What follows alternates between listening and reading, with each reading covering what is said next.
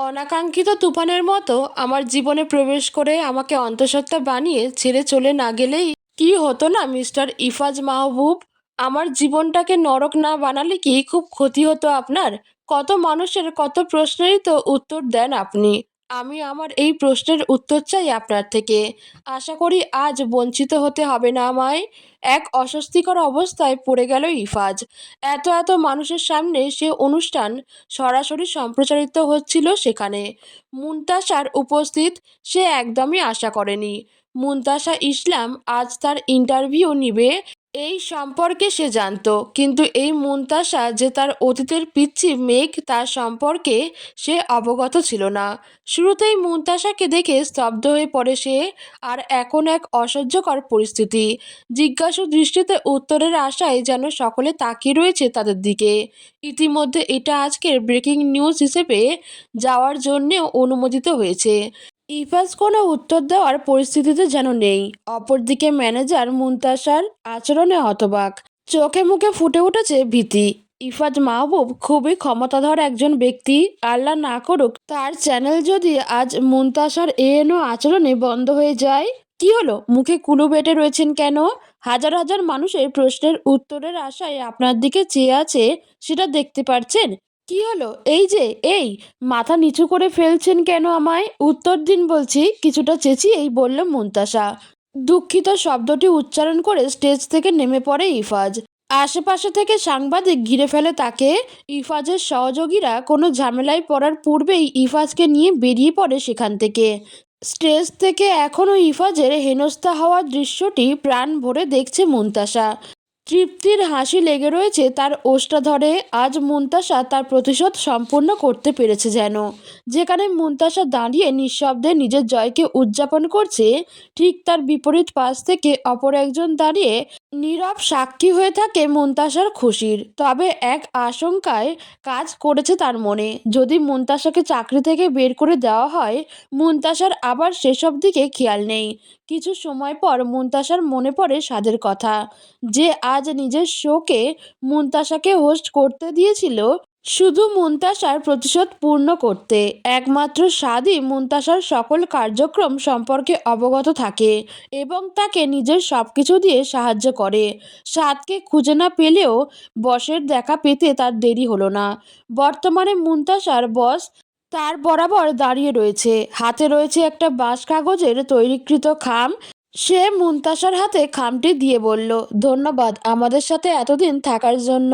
আজকের আপনি যে ঘটনা ঘটিয়েছেন, তারপরে আমাদের চ্যানেলে কমিউনিটি আর আপনাকে প্রয়োজন নেই, মিস মুনতাসা ইসলাম।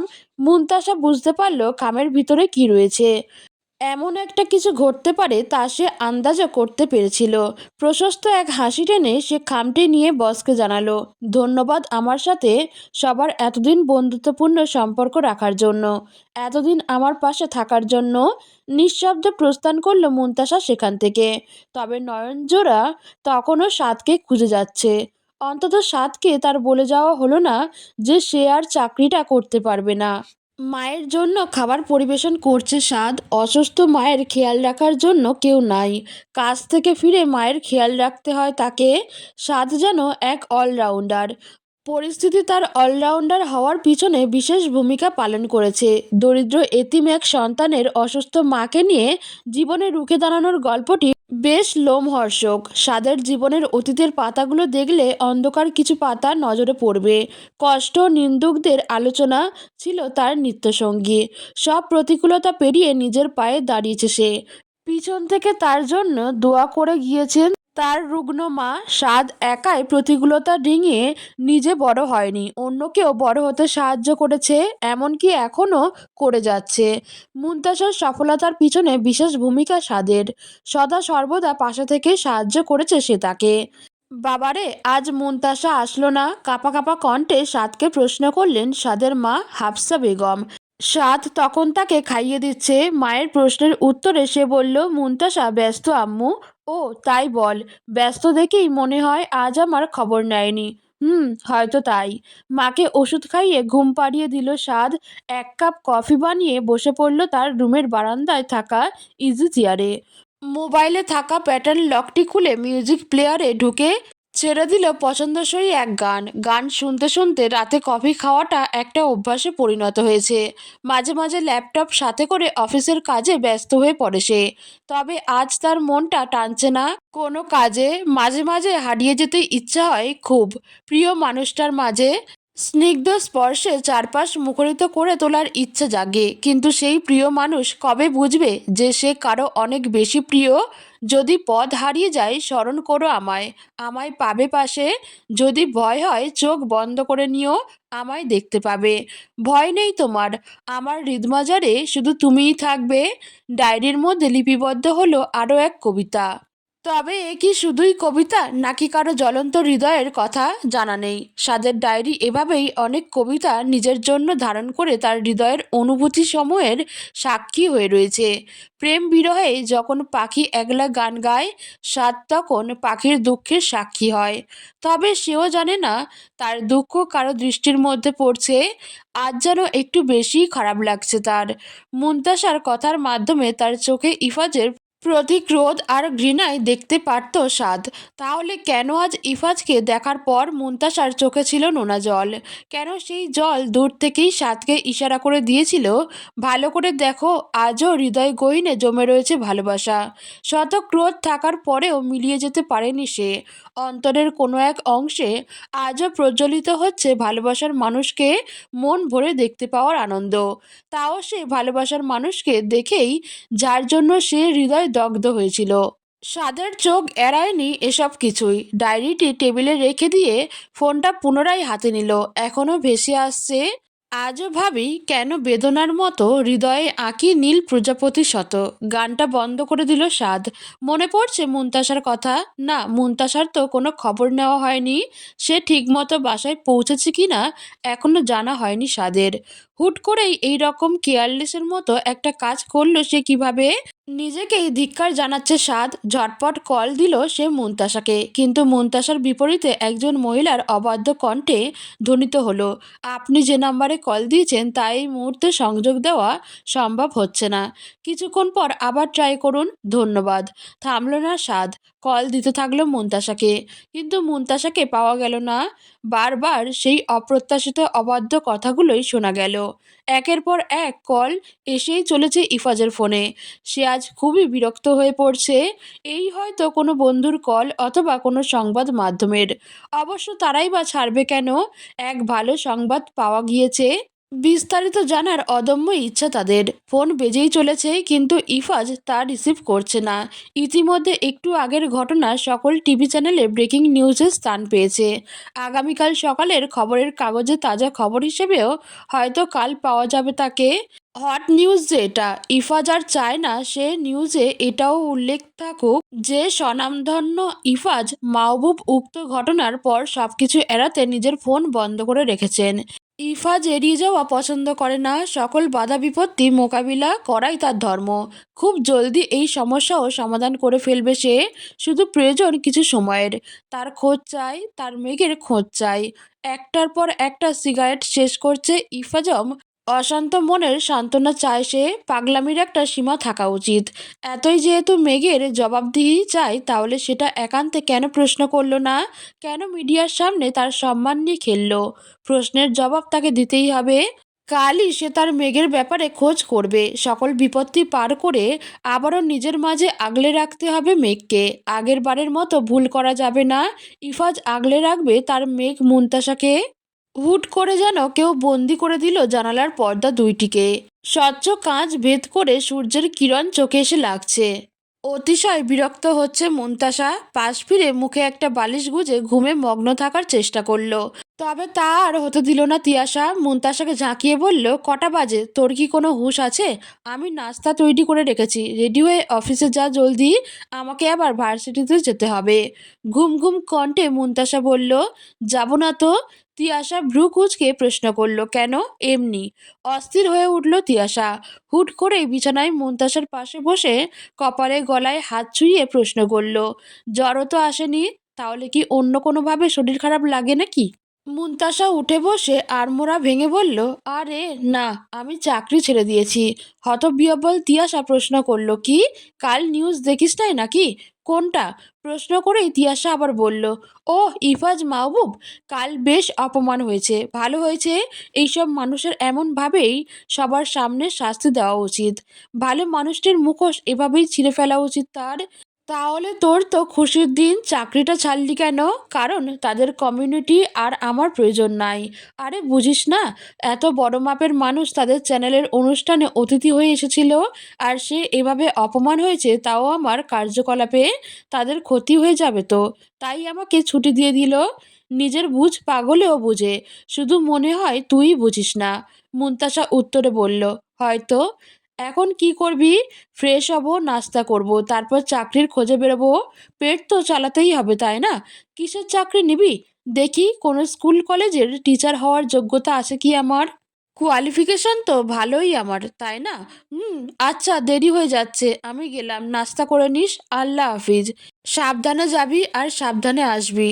ফি আমানিল্লাহ, আল্লাহ হাফিজ। তিয়াশা চলে যাওয়ার পর মুনতাসা উঠে বিছানায় গুছিয়ে নিল। ফোনটি অনেক সময় ধরে পাচ্ছে না মুনতাসার অনেক খোঁজাখুঁজির পর মনে পড়ে সে বোধহয় কাল ব্যাগ থেকেই ফোন বের করেনি। দ্রুত পদে ব্যাগের কাছে গিয়ে সেখান থেকে ফোনটা বের করে নিল। তখন মুনতাসা দেখতে পায় তার ফোনটি বন্ধ হয়ে গিয়েছে। অতিশয় বিরক্ত হয়ে ফোন চার্জে দিয়ে অন করলো। তৎক্ষণাৎ অবাক হয়ে গেল মুনতাসা। দেখতে পায় 7:32টি মেসেজ দিয়ে রেখেছে তাকে। মেসেজগুলো পড়ে বুঝতে পারল বেচারা কাল অনেক চিন্তায় পড়ে গিয়েছে মুনতাসার জন্য। মুচকি হাসে মুনতাসা। সাদের তার প্রতি কেয়ারিং এর বিষয়টি বেশ উপভোগ করে সে। মাথায় দুষ্টু বুদ্ধি খাটল তার। লেখনির মধ্যে গম্ভীর ভাব ফুটিয়ে সাদের মেসেজের রিপ্লাই দিল, এই আপনি কে? কত বড় সাহস আমার হবু স্ত্রীকে আপনি মেসেজ দিচ্ছেন, তাও এত রাতে? বেচারিকে ঘুমাতে দিবেন না নাকি? এমনিতেও গতকাল অনেক ঝামেলা পুয়েছে আমার বউটা। ভাগ্যিস কাল ওর ফোনটা বাসায় যাওয়ার আগে আমার এখানেই ফেলে রেখে গিয়েছিল, নাহলে আপনার কৃতকর্মে ও আরও বেশি বিরক্ত হতো। মেসেজটা পাঠিয়ে দিল। পুনরায় হাসল মুনতাসা। এবার শুধু সাদের রিপ্লাই পাওয়ার অপেক্ষা। মুনতাসা মনে মনে ভাবল, ইস, মেসেজটা সাদ যখন পড়বে তখন তার মুখের অবস্থাটা কেমন হবে, কেমন অভিব্যক্তি থাকবে তার। হায়, যদি দেখতে পারতাম। এভাবে আজব আজব চিন্তাভাবনা মাথায় এনে পরবর্তীতে নিজের কাজে মনোযোগ দিল মুনতাসা।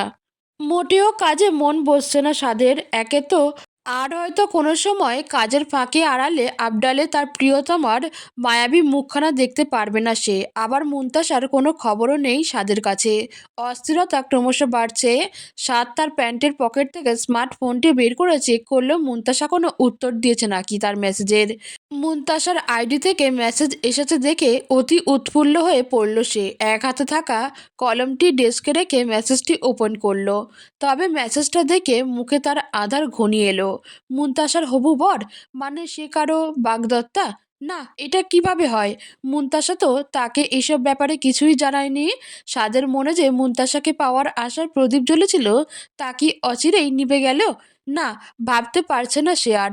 কল দিল মুনতাসাকে, কিন্তু রিসিভ হলো না। মেসেজের রিপ্লাই বারবার মুনতাসার খোঁজ করলো, কোনো উত্তর আসলো না। হতাশা হয়ে পড়ল সাদ। এক সহকর্মীকে কাজ বুঝিয়ে দিয়ে বেরিয়ে পড়ল সে। গন্তব্য মুনতাসার বাসা। আজ মুনতাসার থেকেই সকল প্রশ্নের উত্তর নিবে সে। প্রচণ্ড অস্থির লাগছে, আর নিজেকে সে পোড়াতে পারবে না।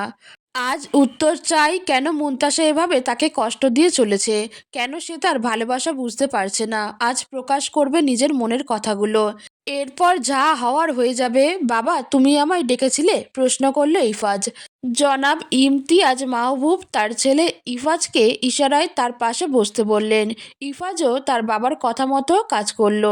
ইমতিয়াজ মাহবুব প্রশ্ন করলেন, মুনতাসা এতদিন কোথায় ছিল? কাল মুনতাসার সাথে কথা হয়েছে আমার, জানাসনি কেন? আর মুনতাসা এসব কি আজেবাজে কথা মিডিয়ার প্রচার করলে ইফাজ? বাবা, ইফতিয়াজ মাহবুব গর্জে উঠলেন।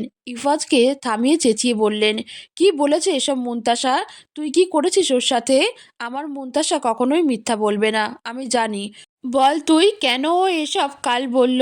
বাবা, আমি নিজেও বুঝতে পারছি না ও এটা কেন করলো। তুই আগে থেকে মুনতাসার খোঁজ পেয়েছিলি, তাই না? শুধু গোপন করে রেখেছিলি? না বাবা, আমি জানতাম না মেঘের খোঁজ খবর। কাল জানতাম মুনতাসা নামে একটা মেয়ে আমার ইন্টারভিউ নেবে। তবে ওই যে আমাদের মেঘ, সে সম্পর্কে আমার জানা ছিল না বাবা। আচ্ছা, আমি বিশ্বাস করলাম। তবে সকল সত্য আমি মুনতাসার মুখ থেকে শুনবো। 48 ঘন্টার মধ্যে আমার মুনতাসাকে খুঁজে বের করবি। জি বাবা। নিচু স্বরে উত্তর দিয়ে সেখান থেকে উঠে পড়ল ইফাজ। পকেট থেকে ফোন বের করে একজনকে কল দিয়ে বলল, এখনো খুঁজে পাওনি কেন ওকে? টাকা দিয়ে কেন রাখি তোমাদের? একটা মানুষকে এই যুগে খুঁজে বের করতে এত সময় লাগে নাকি? জলদি মুনতাসাকে খুঁজে বের করো। নিজের এক লোককে ধমকিয়ে ফোনটা বিছানায় ছুড়ল ইফাজ। কিছুই ভালো লাগছে না তার। এতদিন তার মেঘবিহীন জীবন পার হলেও গতকালকে মেঘকে দেখার পর থেকে মেঘবিহীন প্রতি মুহূর্ত অসহনীয়। মেয়েটা অনেক কষ্ট করেছে জীবনে, আর তাকে ইফাজ নিজে কষ্ট দিয়েই কষ্ট পেয়েছে। কিছুটা ভয়ও কিছুটা বিরক্তিকর সংমিশ্রণ এক অনুভূতি কাজ করছে সাদের মনের মধ্যে। আজ জবাব চায় তার মুনতাসার প্রতি কাজের। কেন সে এত অবুঝ? কেন বুঝতে পারে না সে সাদকে? মুনতাসার ফ্ল্যাটের মেইন গেটের বিপরীতে এখন দাঁড়িয়ে রয়েছে সে। হাতে রয়েছে একগুচ্ছ গোলাপ। কাঁপা কাঁপা হাতে কলিং বেল বাজালো সাদ। কয়েক সেকেন্ড অতিবাহিত হওয়ার পরই দরজা খুলে গেল। মুনতাসা দরজা খোলার পর সাদকে দেখে এমনভাবে চমকালো যেন সে ভূত দেখতে পেয়েছে। সাদের চোখ তখন রক্তিম বর্ণ ধারণ করেছে মুনতাসাকে দেখে। মুনতাসা এক মেকি জাসি দিয়ে সাদকে ঘরের ভিতরে বসালো। সাদ অতি সাবধানের সাথে গোলাপ মুনতাসার থেকে আড়াল করে ভিতরে প্রবেশ করলো। মুনতাসা সাদকে প্রশ্ন করলো, কি খাবে? চা নাকি কফি? গাম্ভীর্য বজায় রেখে সাদ পাল্টা প্রশ্ন করলো, তুমি কার বাগদত্তা মুনতাসা? আমায় জানাওনি কেন? মুনতাসা মনে মনে বলল, এই খেয়েছে, একটু মজাই না হয় করলাম। বাসায় এসে পড়লে আর বদলাবে না তুমি সাদ। অনেক চিন্তায় আছে মনে হয়।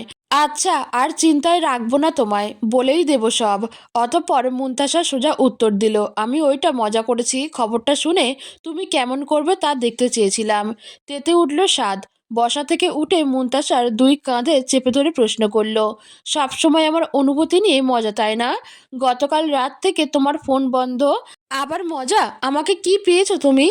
ব্যথায় কুকড়ে উঠল মুনতাসা। চোখের কোণ থেকে জল গড়িয়ে পড়ল। মুনতাসা মাথা নিচু করে বলল, সরি সাদ।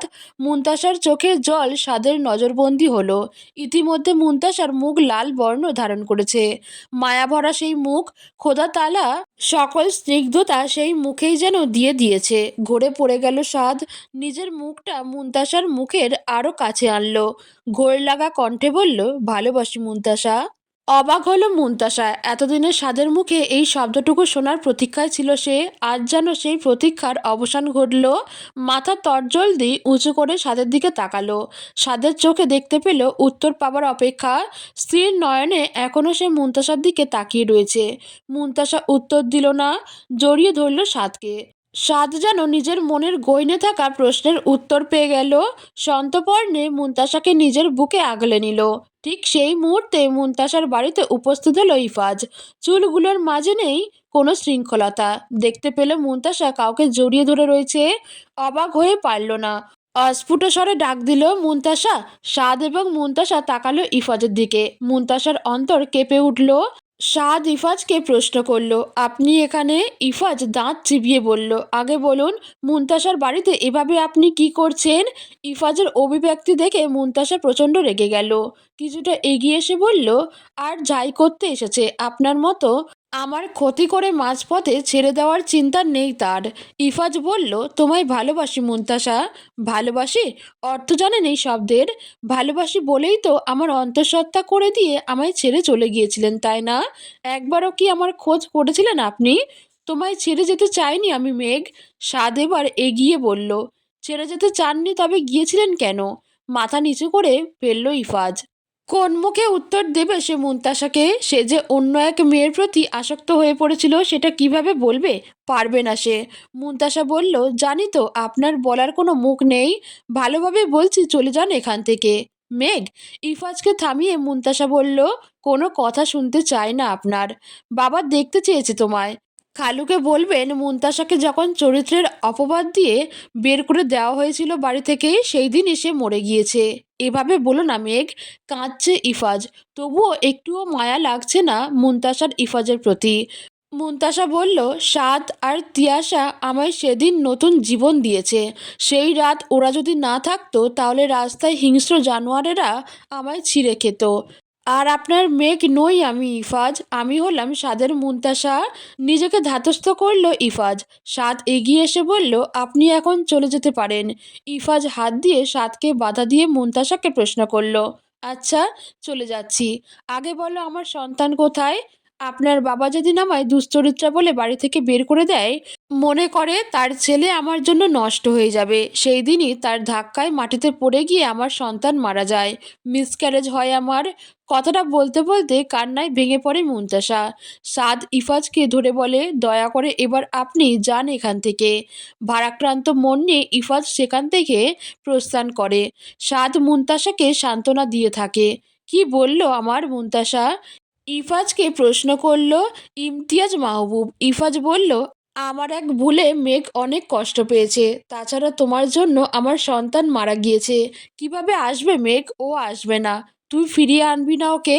ইফাজ হতাশ গলায় বলল, না, ও সাদকে ভালোবাসে। আমার বেইমানির ফলে অন্তত এক ভালোবাসার মানুষকেও পেয়েছে, যে ওকে সযত্নে নিঃস্বার্থে আগলে রাখবে।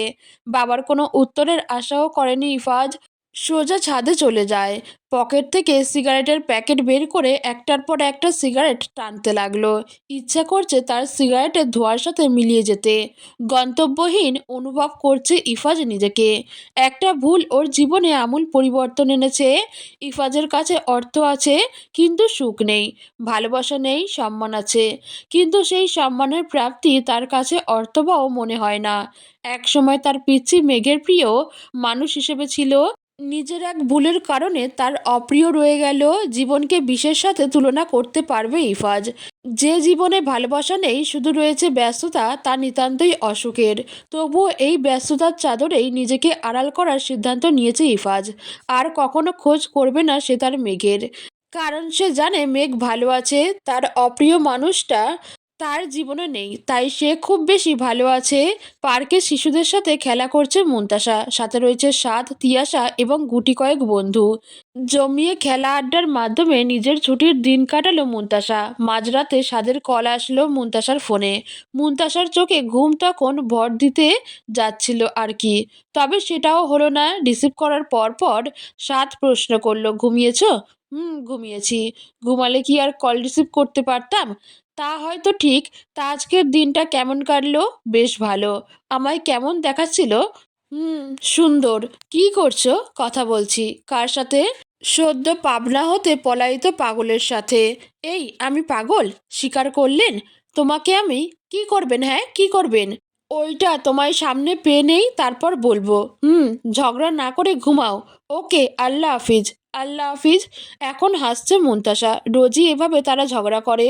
পরে সাধ না পেরে বলে, ঝগড়া না করে ঘুমাও। এভাবেই তাদের রাতের কথা শেষ হয়। আর একটু সেটেল হতে পারলেই সাদ আপন করে নিবে তাকে। মুনতাসা পুনরায় বিশ্বাস করা শিখেছে, মানুষকে পুনরায় প্রিয় করতে শিখেছে, ভালোবাসতে শিখেছে নতুন করে। তবুও কি প্রথম ভালোবাসা ভোলা যায়? আজও ভুলতে পারেনি ইফাজকে। ইফাজের ভালোবাসাকে ভুলতে পারেনি, ইফাজের বেইমানিকে। তবুও মাফ করে দিয়েছে প্রথম ভালোবাসাকে। হঠাৎ কি মনে করে আজ অনেক দিন পর নিজের ডায়েরিটা খুলল। এই ডায়েরিতে সুখের দুঃখের অনেক স্মৃতি লিপিবদ্ধ। আজ কেন যেন ইচ্ছা হলো নিজের জীবনে থাকা মানুষের নামগুলো লিখতে, তারপর এদের তার জীবনের স্থানটা লিখতে। একে একে সকলের নাম লিপিবদ্ধ হলো। মৃত মা বাবা থেকে শুরু করে সকল বন্ধুবান্ধব ব্যক্ত করলো সকলের ভূমিকা। ইফাজও স্থান পেল সেই তালিকায়। মনে পড়ল পুরনো কিছু স্মৃতি। আগে মেঘ মেঘ বলে সারাদিন খেলতো, শৈশব কতই না সুন্দর ছিল। সাথে এখন বর্তমানও সুন্দর। আসলে সুখ দুঃখ মানুষের জীবনে পালাক্রমে আসে। একটু দুঃখের প্রবেশেই নিজের চিরসুখ হিসেবে সাদকে খুঁজে পেয়েছে মুনতাসা। সাদের নামের পাশে তার ভূমিকা হিসেবে দিল ভালোবাসা। রয়ে গেল আরও একজন ব্যক্তি, ইফাজ। মৃদু হাসল মুনতাসা। ইফাজের নামের পাশে একটি হাইফেন বসিয়ে লিখে ফেলল নিজের জীবনে ইফাজের চরিত্র, অপ্রিয় তুমি।